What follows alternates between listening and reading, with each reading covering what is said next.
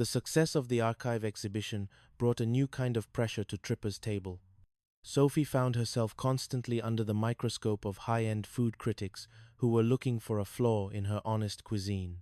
One afternoon, while reorganizing the storage room in the flower shop's cellar, a space Janet had kept mostly for rare bulbs and antique gardening tools, Sophie found a heavy, rusted metal box. "What's this, Mom?" Sophie asked, dusting off the lid. Janet looked up from her ledger, a curious light in her eyes. "I haven't seen that since we moved the big lilies back in '85. It belonged to Jack's mother, but he always said it was empty." They pried it open to find not an empty box, but a single, brittle envelope and a small glass vial containing a dried, dark crimson spice. The letter was addressed to Jack, written in a shaky but elegant hand. "Jack, this is the salt of the earth, the secret our family carried from the old country. It's not just a spice, it's a memory. Use it only when the fire in your heart feels cold." Sophie felt a chill. The spice smelled of smoke, honey, and something ancient. She realized that, while Jack had built his career on French techniques and Professor Beaumont's teachings, there was a whole world of his own heritage he had never tapped into, perhaps because he was too busy maintaining the facade. "Mom," Sophie whispered, "I think I know how to make the next menu. I'm going to cook the Tripper heritage." Chapter 32. The Corporate Shadow. While Sophie was experimenting with the ancient spice, a new storm was brewing on the horizon. A conglomerate known as Nexus Foods had begun buying up the remaining independent leases on the boardwalk. They were a faceless entity, represented by a group of young, aggressive lawyers who spoke in terms of optimization and synergy. "We're not here to destroy," Mr. Tripper, the lead lawyer, a man named Marcus Thorne, said as he sat in the restaurant. "We're here to elevate. We want to turn Tripper's Table into a global brand. 10 locations by next year, a line of frozen entrees, a reality TV show with Sophie as the judge." Jack leaned back, his eyes narrowing. "Elevate? You want to turn my heart into a microwavable box?" "We want to ensure it survives the next century," Thorne replied coldly. "The boardwalk is charming, but it's inefficient. We've already secured 60% of the voting rights on the local council.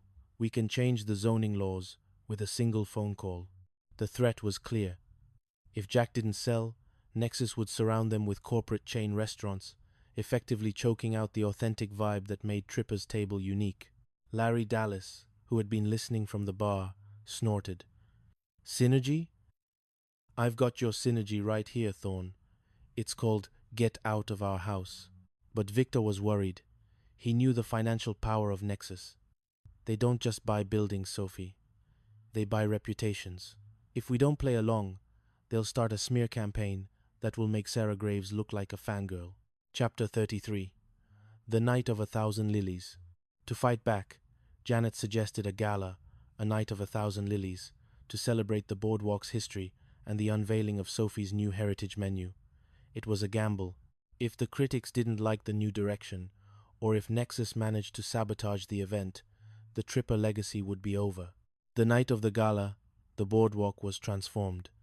Janet had covered every surface in white lilies, their intoxicating scent mixing with the salt of the sea.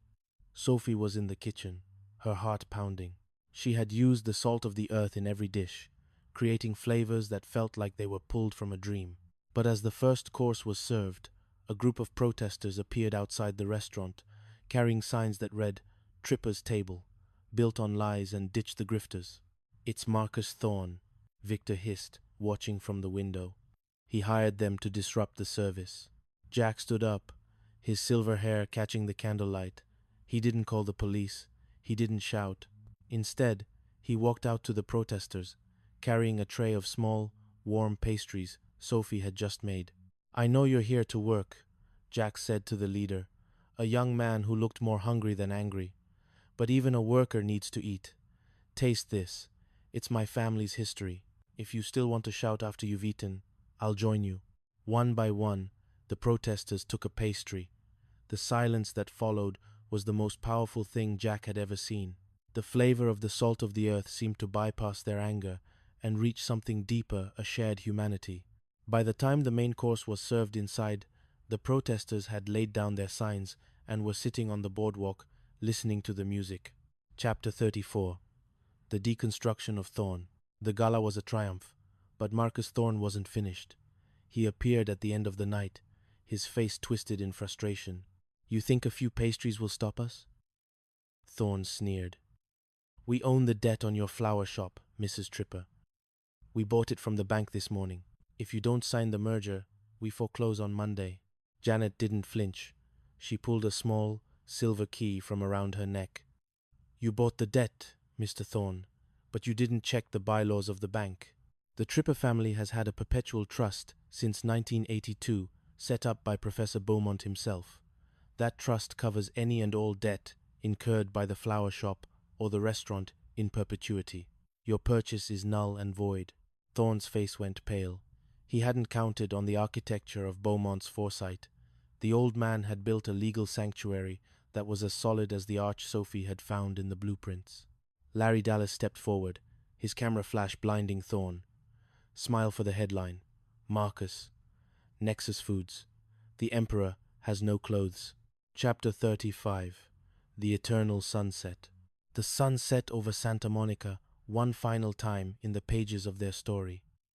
The boardwalk was secure. Nexus Foods had retreated, their lawyers defeated by a combination of legal foresight and the power of a single, ancient spice. Sophie and Victor were now the unofficial king and queen of the coast, their partnership having survived the fire of corporate war. Jack and Janet sat on their balcony, the same wicker table between them. They looked at the Pacific, their hands entwined. "We did it, architect," Janet whispered. "No," Jack replied, leaning his head on hers. "We didn't just do it, we lived it. Every meal, every laugh, every burnt soufflé, it was all part of the design." A soft knock came at the door. "Uncle Jack, Aunt Janet." Sophie's voice was full of excitement. "You have to see this. A group of kids just moved into 301. They asked me if they needed a Brotherhood certificate to live there." Jack laughed, a sound that carried across the water, joining the ghosts of Furley, the Ropers, and the old man. "Tell them to come in," Jack called out. "We've been waiting for them." The architecture was finally complete. The lie was gone. The truth was eternal. And in apartment 201, the door was always open. Chapter 36. The Bitter Root. With the defeat of Nexus Foods, Sophie hoped for a period of calm to refine her heritage menu. However, the culinary world was never truly at rest. A former sous chef of Jack's, a man named Julian Varga, who had been fired years ago for attempting to sell Jack's recipes, resurfaced in the headlines. Julian had opened a rival restaurant in Beverly Hills called The Gilded Facade, and he was claiming that he was the true inheritor of the salt of the earth recipe. He alleged that Jack had stolen the vial from Julian's family during their time at the Culinary Institute. "It's a lie, Sophie," Jack said, his hands trembling as he read the tabloid. "Julian's family didn't even come from the same region. My mother gave me that vial on her deathbed." "He doesn't need it to be true, Dad," Sophie replied. "He just needs to plant the seed of doubt. The critics are already starting to ask questions." Sophie realized she had to do more than just cook.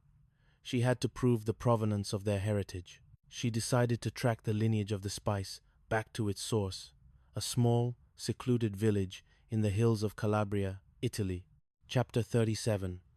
The Ghost of Cindy Snow. Before they could depart for Italy, Janet found a bundle of old letters tucked into the back of a drawer in the apartment. They were from Cindy Snow, written in the years after she moved out. Cindy had written about the night she left, revealing a secret she had kept for decades. She hadn't moved out just to find her own architecture. She had moved out because she had realized that as long as she was there, the three would always be a barrier to the two that Jack and Janet needed to become.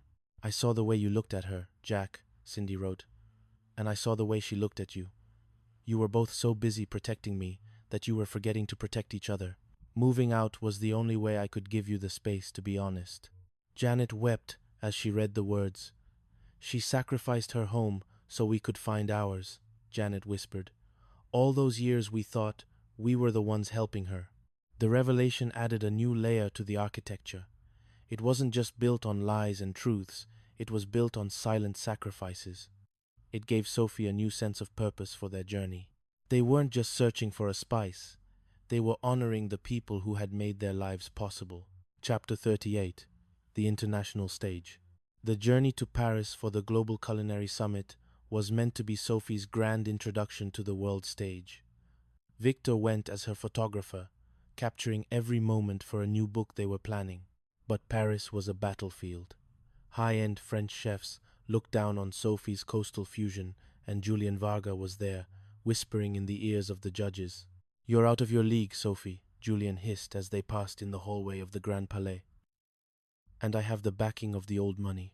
Sophie's response was a dish that defied every French convention. She used the salt of the earth to create a bouillabaisse that tasted not of the Mediterranean, but of the Pacific sea salt, sun-drenched rosemary, and the smoke of a Santa Monica sunset. The critics were stunned. The salt of the earth didn't just add flavor, it added a sense of place. It was the only dish at the summit that felt like a confession. Mr. Tripper, the lead judge, a legendary Michelin-starred chef, said, "You have brought the ocean into this room. Not the ocean of the maps, but the ocean of the heart." Sophie had won the summit, but more importantly, she had reclaimed the narrative. Julian Varga was exposed when a French genealogist, hired by Victor, proved that Julian's claims were entirely fabricated. Chapter 39: The Return of the Prince. Upon their return to Santa Monica, they found that Eleanor Prynne had not retreated into the shadows. Instead, she had shifted her tactics. She was no longer trying to buy the boardwalk. She was trying to rebrand it through social engineering. She had started a non-profit called the Horizon Collective, which was buying up the digital rights to the boardwalk's history. She wanted to create an AR, augmented reality tour, that would overlay the real history with a sanitized corporate version. "She's trying to edit the memory of the place," Janet said, watching a digital demo on her tablet. In her version, the pen pals never existed. The Regal Beagle was always a high-end bistro. "She's erasing the grit that made us real." Sophie and Victor realized they had to fight a digital war. It used Larry's photos to show the boardwalk as it truly was. Messy, vibrant, and built on the strength of its people. The community chose the real AR over the corporate one. Eleanor's Horizon Collective became a laughingstock, proving that you can't rebrand a heart that's still beating. Chapter 40: The Master Architect. The final chapter of the Tripper legacy, for now, took place on a warm June night. Sophie was standing in the kitchen of Tripper's table, watching her own team move with the same frantic, joyful energy that Jack once had.